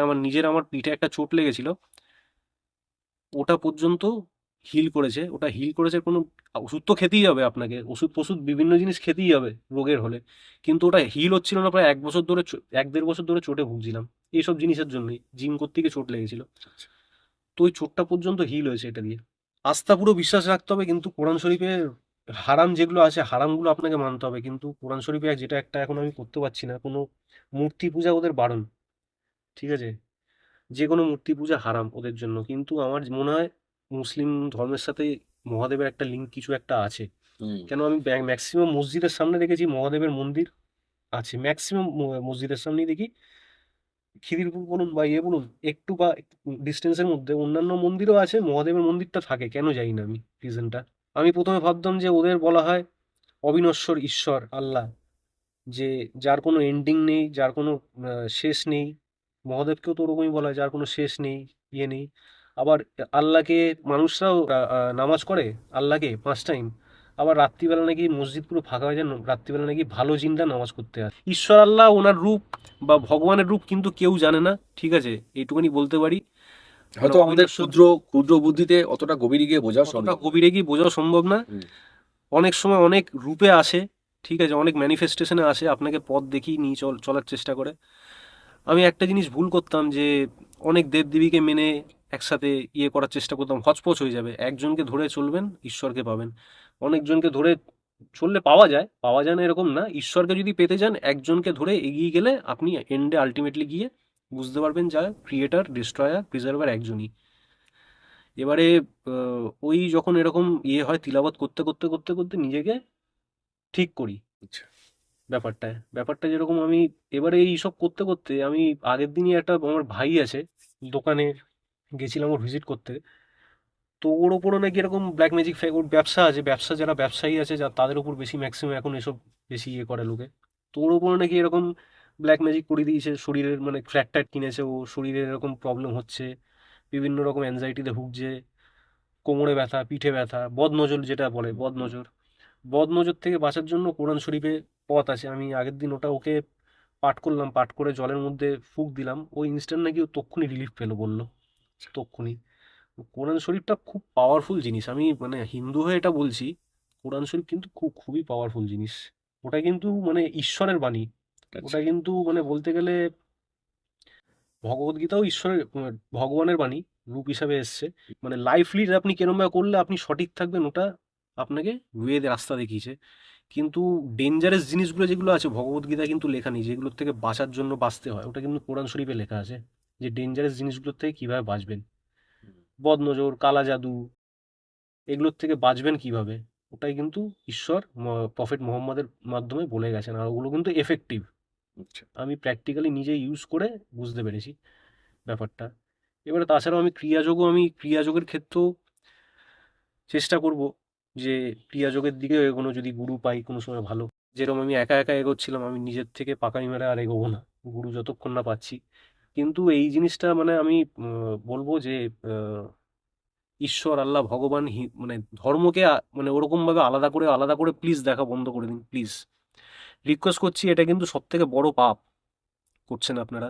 আর যেটা কলিযুগ বলছেন, কলিযুগ যদি ভেবে থাকেন 1000 1500 বছর পর গিয়ে ইয়ে আসবে আপনার, যে জাজমেন্ট আসবে লোকদের, ওটা কিন্তু না। জাজমেন্ট ডে কিন্তু খুব ক্লোজ, খুব সামনে জাজমেন্ট ডে। এটা কিন্তু সবাই ফিল করতে যারা আধ্যাত্মিক লাইনে আছে তারা কিন্তু ফিল করতে পারছেন। ঈশ্বরের যখন ইচ্ছা হবে তখন জাজমেন্ট ডে ঢালবে। আপনার জন্য কি 1500 2000 বছর ফেলে রেখে দেবে? যদি দেখেন যে এরকম অনিয়ম হচ্ছে পৃথিবীর মধ্যে, এরকম পুরো চারিদিকে শয়তানের পুজো হচ্ছে, উনি কি চুপচাপ বসে থাকবেন? চারিদিকে ব্ল্যাক ম্যাজিক এই ওই করে করে করে লোকরা নিজেদের মধ্যেই ধ্বংস হয়ে যাচ্ছে লোকরা, আসল ওয়ের থেকেই বেরিয়ে যাচ্ছেন। তো জাজমেন্ট কিন্তু হতে থাকছে লোকদের মধ্যে, খুব সাইলেন্টলি হতে থাকছেন। যারা কিন্তু খারাপ খারাপ দিকে আছেন, যারা খারাপ পথে এখনো আছেন, তারা কিন্তু ভালো পথে চলে আসুন।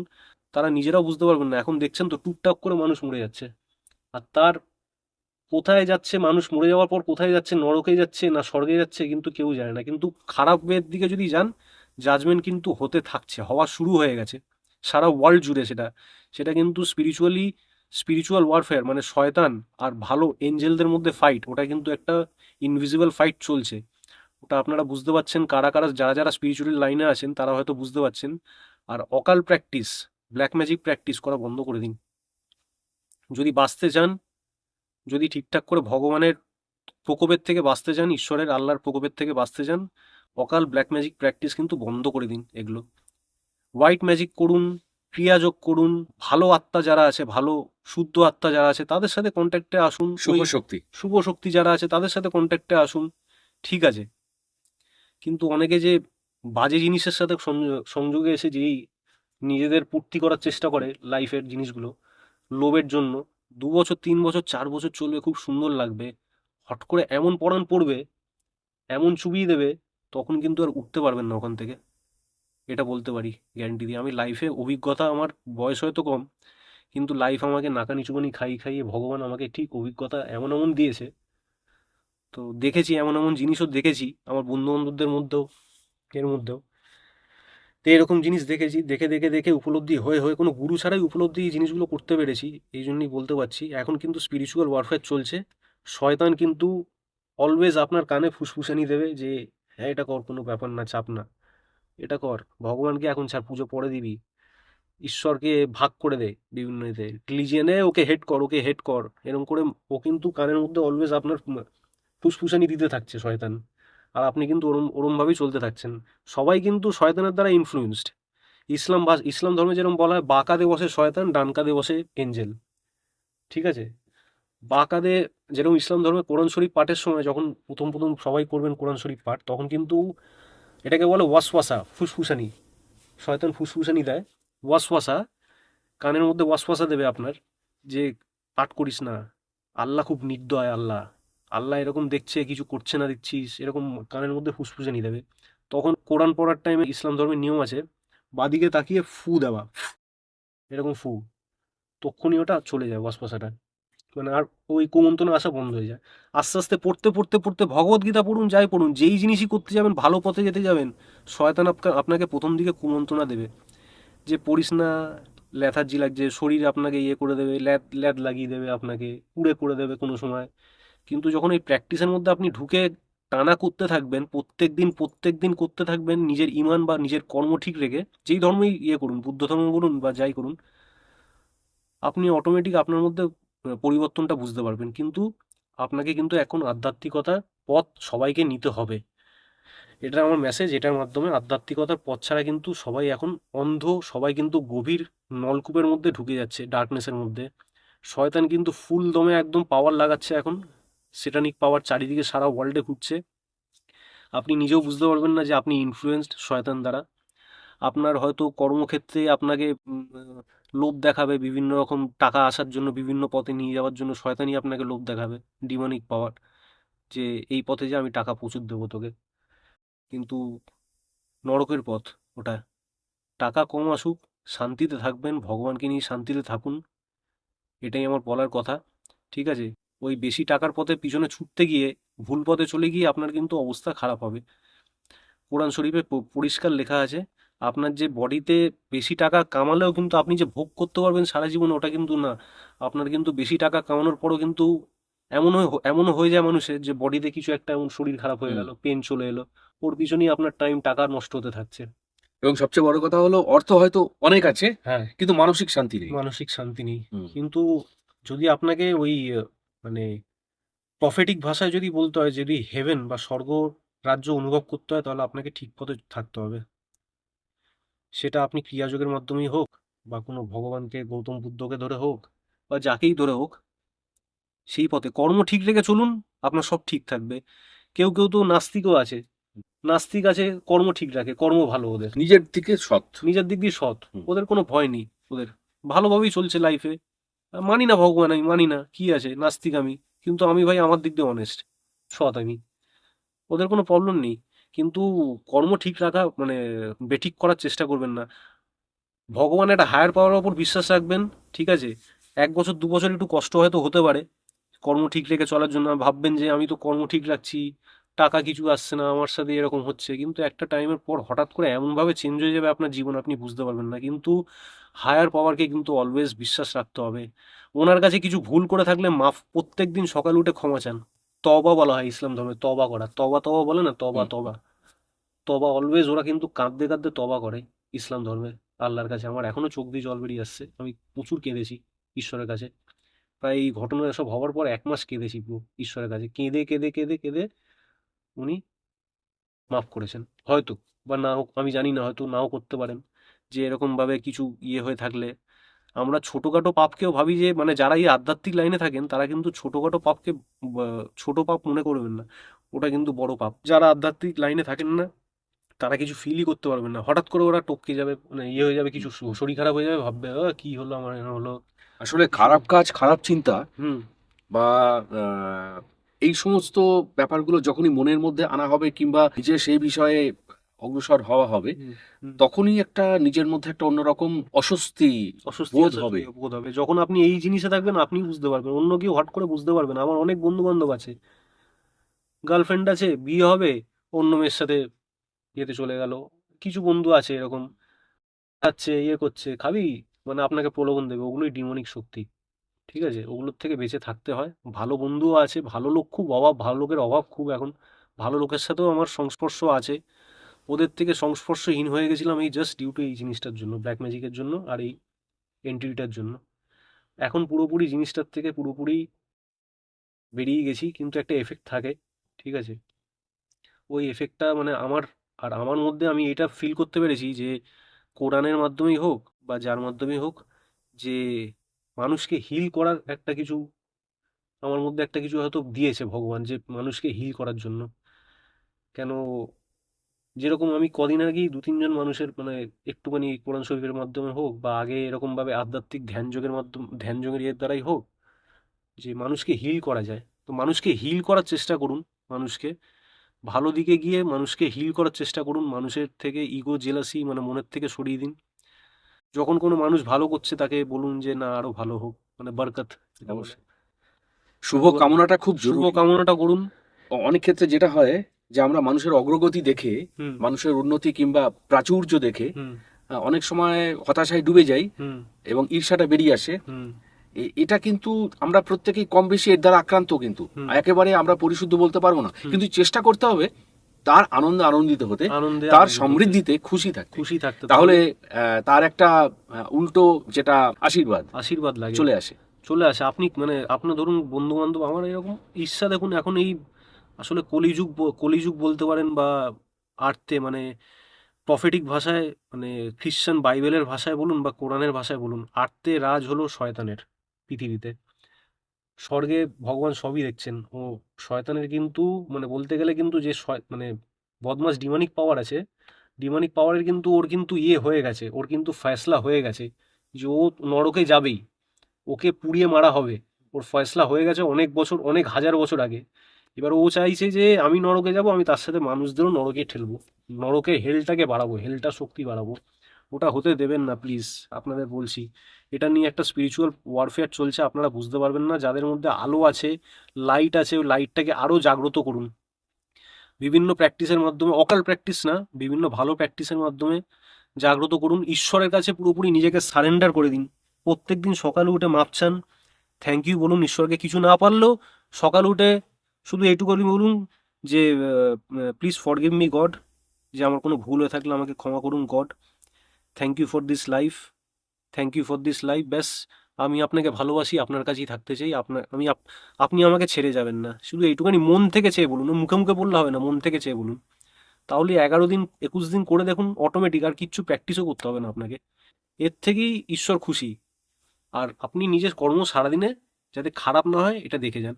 প্রথম দিকে আপনি ভাববেন যে কিছুই হচ্ছে না, এফেক্ট হচ্ছে না, কিন্তু একটা টাইমের পর গিয়ে কিন্তু আপনি লাইফ টার্নিং পয়েন্ট নিয়ে নেবে আপনার। হঠাৎ করে ওনার ইচ্ছা সব কিছু চলে, তো উনি সব কিছু টেস্ট করেন, উনি কিন্তু সব কিছু দেখেন কিন্তু যে যে একে কিছু দেবো না কিরম ভাবে, তখনও আমার উপর ফেথ রেখে দেয় নাকি।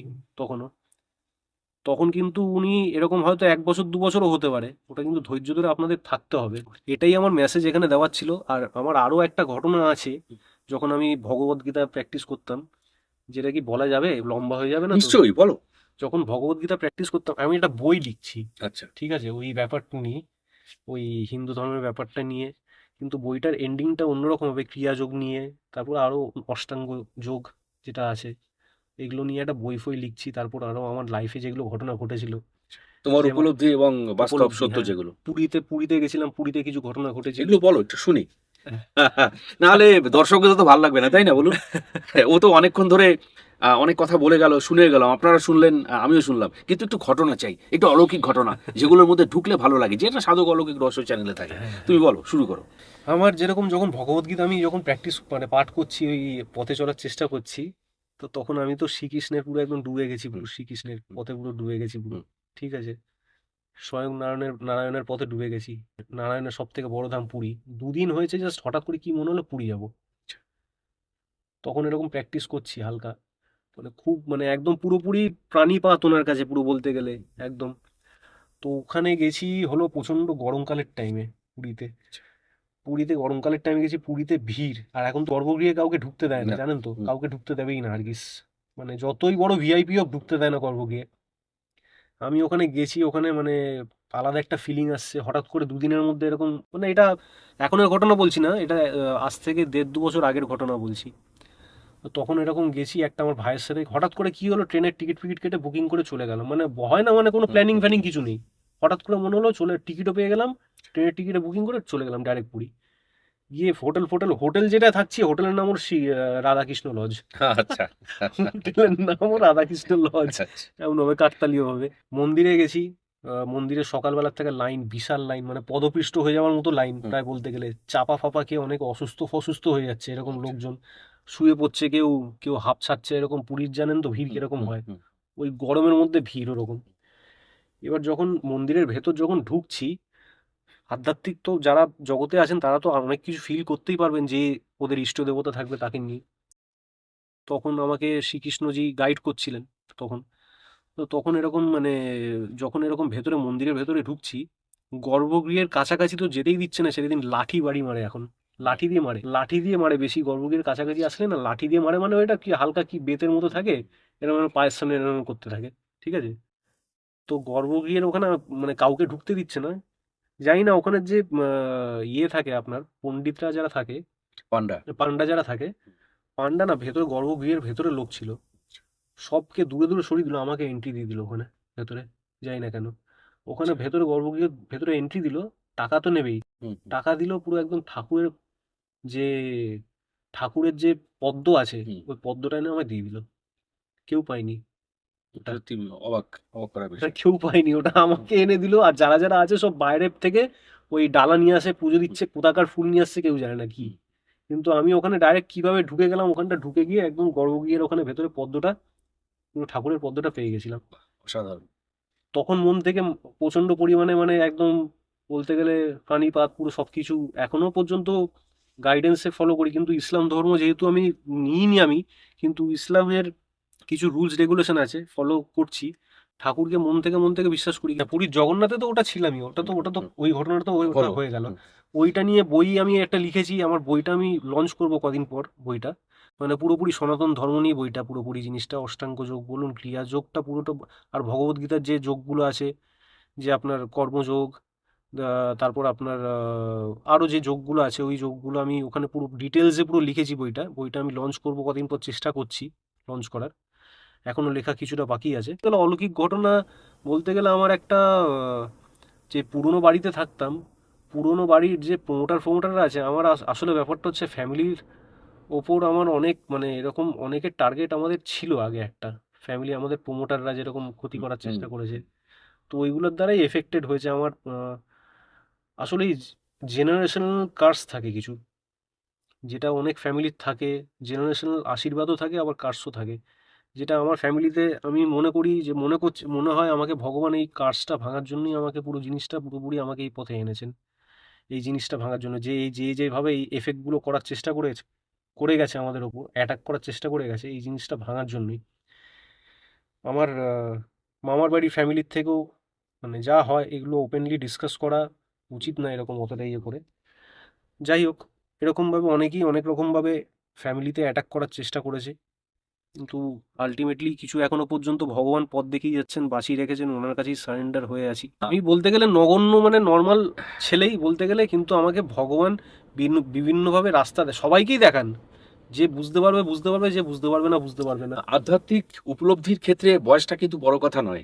আজকে শুভমের পাশে বসে আমার কিন্তু এটাই মনে হচ্ছে যে দেখুন, শুভমের বয়স কম। এইবার বিষয়টা হলো যে এইটুকু বয়সের মধ্যেই আমরা অনেক সময় যেটা হয় যে অনেক কিছু ঘটনার সম্মুখীন হই। আর আলটিমেট যেটা হয় সেটা হলো যে অভিজ্ঞতাগুলো বাড়ে এবং সেই অভিজ্ঞতার মধ্য দিয়ে উপলব্ধিটা আসে।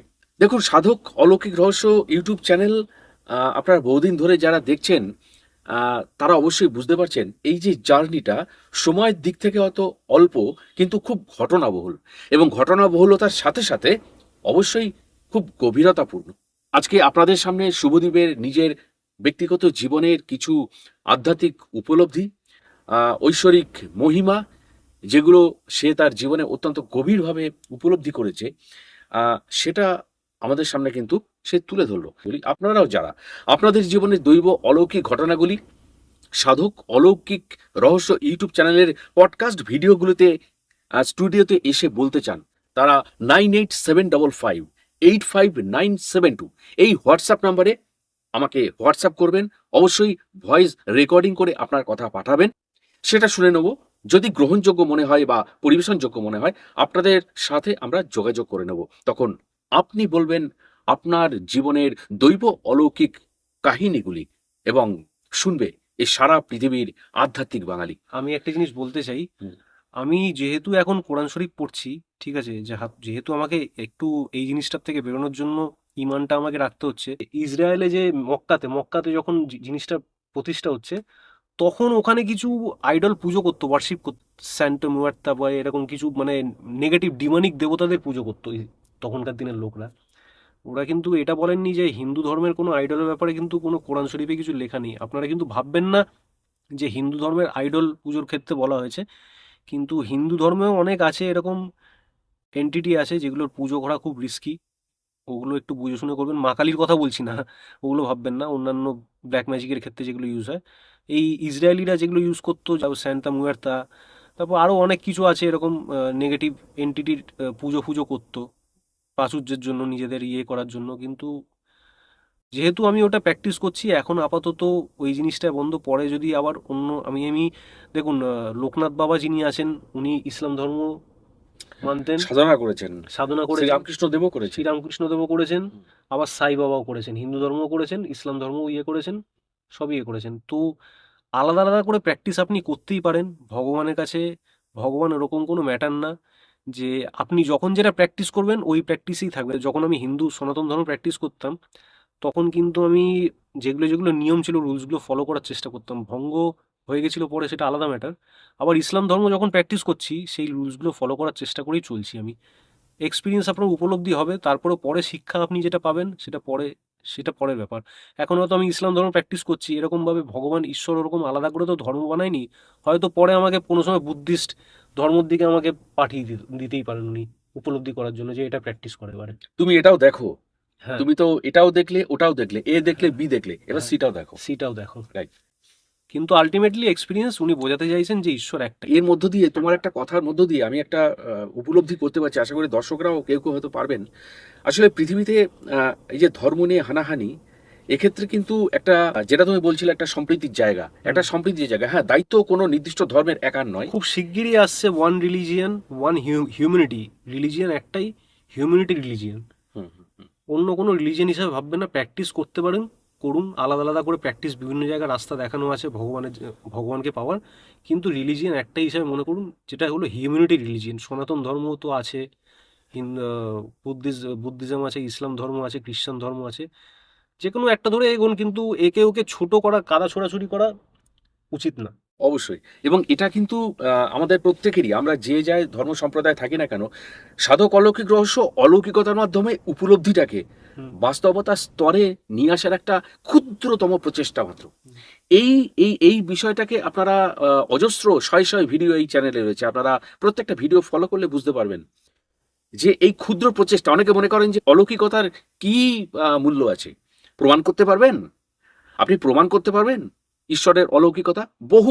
বহুবার কমেন্টে এই প্রশ্ন করা হয়েছে, কিন্তু যেটা উপলব্ধির বিষয়ে সেটা তো আপনি পরীক্ষাগারে প্রমাণ করতে পারবেন যখন না। যখন নিজে ফেস করবেন তখনই বুঝে যাবেন। ঈশ্বরের সুগন্ধ কিংবা ফুলের সুগন্ধ আপনি কর্ণেন্দ্রিয় দিয়ে যদি উপলব্ধি করতে চান প্রিয় দর্শক, কিংবা যেটা আপনার শ্রবণেন্দ্রিয় সুন্দর গানের সুর, সেটা যদি আপনি জিহ্বার মধ্য দিয়ে অনুভব করতে চান প্রিয় দর্শক, তাহলে অবশ্যই আমার তো কিছু বলার নেই। একটা বৃহত্তর চিন্তা নিয়ে শুভম আজকে আমাদের এই স্টুডিওতে এসে তার কিছু ব্যক্তিগত উপলব্ধির কথা পরিবেশন করলো। কারোর কাছে গ্রহণযোগ্য মনে হবে, কারোর কাছে অবশ্যই গ্রহণযোগ্য মনে হবে না, কেউ বা ঠিক আছে মেনে নিলাম। উভয় স্তরে আমি বলবো আপনারা যার যার ব্যক্তিগত স্তরে থেকে আপনাদের উপলব্ধিগুলোও কিন্তু এক্ষেত্রে যাচাই করতে পারেন, ভাবতে পারেন। আসলে শক্তি তো একই। একই। আমরা যেরকম গণ্ডিতেই থাকি না কেন, সেটা ত্রিভুজ হোক, গোলাকার হোক, চতুর্ভুজ হোক, যাই হোক না কেন, আসলে তিনি চান তার সন্তানরা একটু মানবিক হন, মানবিক হন। একটু মানুষকে ভালোবাসুন, হুম। একটু মানুষকে হৃদয়ের কাছে না থেকেও দূর থেকে সম্ভব হলেও অনুভব করুন। টাকা পয়সা নিয়ে কোথায় যাবেন আপনারা? অবশ্যই, স্বর্গে যাবেন, নরকে যাবেন, কোথায় যাবেন টাকা অবশ্যই পয়সা নিয়ে? আমাদের অনুভবগুলোকে, উপলব্ধিগুলোকে সব ক্ষেত্রেই সবারই একটু বৃহত্তরভাবে, একটু বড় গণ্ডিতে রেখে ভাবা উচিত। তাহলে হয়তো বিশ্বে শান্তি নেমে আসবে। হুম। শান্তির দায়িত্ব কোনো একটি নির্দিষ্ট ধর্ম সম্প্রদায়ের নয়, শান্তি রক্ষার দায়িত্ব প্রত্যেকের। প্রত্যেককে সেই মত ও পথে উপলব্ধি করার চেষ্টা করতে হবে। হয়তো ব্যক্তিগতভাবে ধরুন আমি পারছি না, কিন্তু চেষ্টা করে দেখি না, আমি তো মানুষ, আলটিমেট মানুষ। ইসলাম ধর্মের সাথে সাথে কিন্তু আমি খ্রিস্টানিটিও আমি ইয়ে করি এখন। চর্চা করছো, যিশু খ্রিস্টকে আমি মানি প্রচন্ড। চর্চা করছো, চর্চা করছি। বেশ ওনার বেশ। তো মানার কোনো বিধিনিষেধ কিছু নেই, শুধু ভালোবাসা, হ্যাঁ, লাভ, প্রেম, রাইট উনি রাইট। ওটাই চান। আর উনি মানে বলতে বাধা নেই, মানে উনি মাথায় এসে হাত বুলিয়ে যাবেন আপনার। মানে যে সেরকম যদি অবস্থা থাকে, একবার যদি ডাকেন উনি এসে মাথায় হাত বুলিয়ে এটা যাবেন। আলাদা প্রশান্তি। আলাদা প্রশান্তি একটা, মানে উনি হিলিং। টাকা পয়সা চাইলে কিন্তু ভগবানের কাছে এরকম টাকা পয়সা দিন, এ করুন, এরকম এগুলো কিন্তু বরঞ্চ ঠিক না। ঈশ্বর আমাদের আরো বেশি কিছু দিতে চান। অর্থ, বিষয় সম্পদ সেখানে খুব কম। হ্যাঁ, এই exactly. উপলব্ধিটা যখন মানুষের হয়, তখন মানুষ সব ছেড়ে বেরিয়ে যায়। এই কারণেই হয়তো পরিবার, পরিজন, অর্থ, সম্পত্তি ছেড়ে বহু ঘটনা এই সাধক অলৌকিক রহস্যে আপনারা দেখবেন। কেউ আইনজীবী ছিলেন, কেউ বৈজ্ঞানিক ছিলেন, কেউ উচ্চশিক্ষিত, প্রচুর রোজগার করতেন, কিন্তু আজ তারা সমস্ত কিছু ছেড়ে সর্বত্যাগী ঈশ্বরের সাধনায় ব্রতী হয়েছেন। একদমই। আর এরকম কোনো ব্যাপার না যে আপনি হ্যাঁ আলটিমেটলি একটা ধর্ম ফলো করছেন, নিরামিষ হয়ে গেলেন। আপনি যা কিছু মানুষ দেখুন, আদিমকালেও মানুষ মাংস খেয়ে বেঁচে থাকতো। যেটা আপনার বডিতে প্রয়োজন ওটা তো খেয়ে বেঁচে থাকতে হয়। সেরমভাবে কিছু ভাববেন না, মানে ঈশ্বর ওরমভাবেই তৈরি করেছেন মানুষকে, সমস্ত আরও যে জীবজন্তু আছে ওদেরকে সার্ভাইভ করার জন্য। কিন্তু মোটামুটি কর্মটা ঠিকঠাকভাবে রেখে যাবেন। চেষ্টা করবেন যে প্রত্যেক দিন যে চলছেন সকালবেলা উঠে যে মাথায় রাখার যে কর্মগুলো ঠিক থাকে, কাউকে ঠকাবো না, কাউকে মিথ্যে বলবো না, এগুলো মাথায় রেখে চলার চেষ্টা করা উচিত। বেশ কিছুটা সময় আমরা শুভমের সঙ্গে কাটালাম, আপনারাও কাটালেন। কিছুটা সান্নিধ্য শুভম দাসের আমরা পেলাম। আশা করি শুভম তার জীবন পথে আরও গভীরে প্রবেশ করবে এবং আরও অনেক কিছু উপলব্ধি তার হবে তার ব্যক্তিগত জীবন স্তরে, যেটা আমি চাই আপনারাও হয়তো চান। আমরা, আমাদের সমাজ তারই উপলব্ধির মাধ্যমে উপকৃত হবে আধ্যাত্মিকভাবে। এই বিশ্বে প্রকৃতই বিশ্ব শান্তির বার্তা সে ছড়িয়ে দিতে পারবে যতই আমাদের প্রত্যেকের মধ্যে। একদমই, এটাই হচ্ছে মেন কথা। যতই আমার দেখুন, আমার এত বড় ক্ষতি করে দিয়েছে মানুষ, আমি চাইলে অনেক কিছুই করতে পারতাম, কিছু করিনি। ভগবানই যা করার করে দেয়। আপনি শুধু ঈশ্বরের কাছে যদি একবার কাঁদেন যে দেখুন ভগবান, আমার সাথে যেটা হলো ঠিক মনে না হয়, তুমি যা করার, আমি আমি কোনো কিছু নিতে চাই না, আমার কোনো রিভেঞ্জ নেওয়ার দরকার নেই, কিছু নেওয়ার দরকার নেই, কষ্ট পেয়েছি, হ্যাঁ ঠিক আছে মাফ করে দিলাম, মাফ করে দিন, ফরগিভ করুন। এর থেকেই ফরগিভের মাধ্যমেই আপনার আস্তে আস্তে সঠিক পথে এগোনো শুরু হবে। মানে আপনি যদি ফরগিভ না করতে পারেন, মানে মাফ না করতে পারেন, আপনি কিন্তু এই রাস্তার দিকে এগোতে পারবেন না, মনে শান্তিও আসবে না আপনার, চিরকাল কিন্তু আপনি ভুগতে থাকবেন।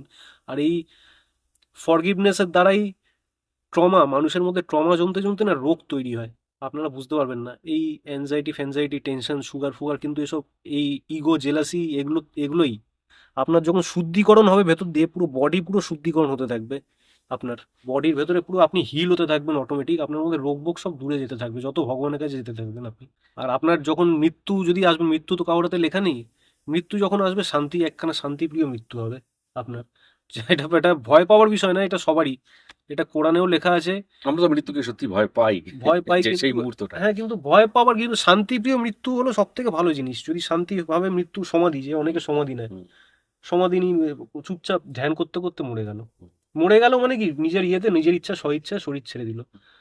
তো ওটাও আমিই চাই, আমি নিজেও আমার ক্ষেত্রে চাই যে বয়সকালে হোক যখনই হোক সমাধি নিয়ে চুপচাপ একদম শান্তিভাবে স্পিরিচুয়াল জগতে যাই, স্বর্গে যাই। এবারে ঈশ্বর আল্লাহ ঠিক করবেন, ভগবান ঠিক করবেন যে আমি স্বর্গে যাব না নরকে যাব। যে যতদিন আছি জীবনে ঠিকভাবে চলার চেষ্টা করব। এবার উনিই জাজ, উনি সবকিছু, ওনার ওপরই সবকিছু। আজকে সাধক অলৌকিক রহস্য ইউটিউব চ্যানেলের পক্ষ থেকে আমি শুভমের প্রতি আন্তরিক কৃতজ্ঞতা জানাই। তার চিন্তা ভাবনা, তার বিশ্বাস, তার সংস্কার, তার বিভিন্ন রকম দৈব অলৌকিক ঘটনা আমাদের সামনে তুলে ধরার জন্য। অবশ্যই শুভম দেহে ও মনে সুস্থ থাকুক, আরো অনেক দূর এগিয়ে যাক। আজকের মতো বিদায় নিচ্ছি তাহলে। ধন্যবাদ। সন্ধ্যা